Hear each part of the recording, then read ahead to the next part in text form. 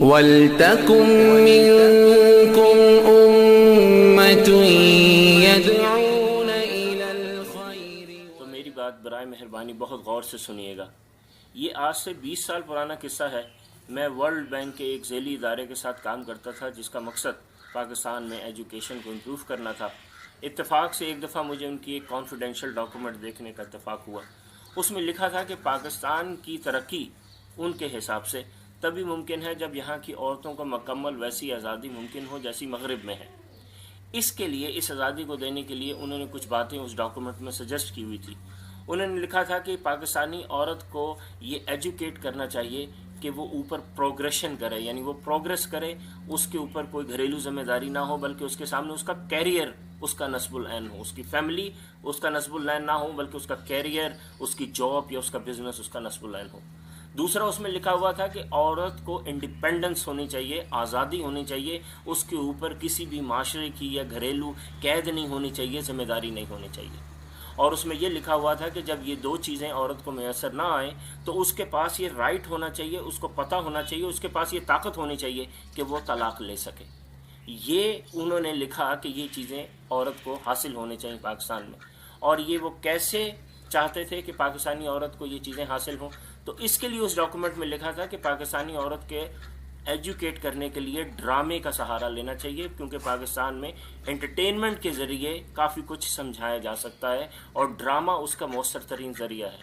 اور لکھا تھا کہ پاکستان میں پرائیویٹ چینلز کو عام کرنے کی ضرورت ہے، پی ٹی وی کو ختم کر کے بہت سارے پرائیویٹ چینل ہوں، کیبل چینلز، جس کے اوپر اس ایجنڈے کے تحت ڈرامے پیش کیے جائیں تاکہ پاکستانی عورت کا ذہن جو ہے اس کو ترقی دی جا سکے، ذہن سازی ہو سکے. فاسٹ فارورڈ کرتے ہیں 20 سال کے بعد.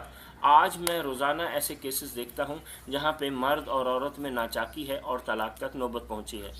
99% کیسز میں عورت ہے جو طلاق حاصل کرنے کی کوشش کر رہی ہے، اور جب میں اس کا انٹرویو کرتا ہوں تو وہ مجھے ایگزیکٹلی یہی بات بتاتی ہیں کہ یہاں پہ یا تو مجھے انڈیپینڈنس نہیں، یعنی مجھے اپنے ساس سسر اپنے خاندان کا خیال کرنا پڑتا ہے، یا پھر میں پروگریس نہیں کر پا رہی، میرا بھی تو کیریئر ہے، میری بھی تو کوئی زندگی ہے، میں بھی تو کچھ لائف میں کرنا چاہتی ہوں.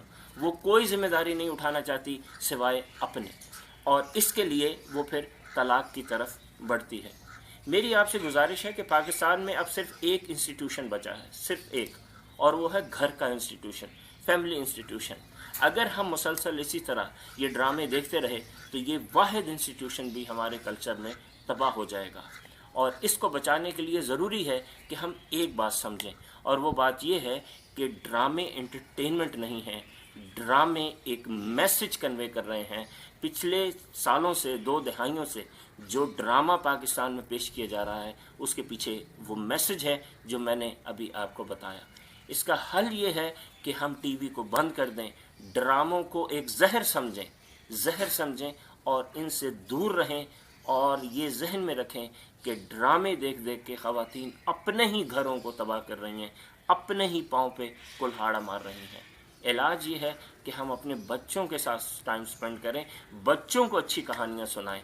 خود اس قسم کی زہر آلودہ کہانیاں سننے کی بجائے ہم بچوں کو وَلْتَكُن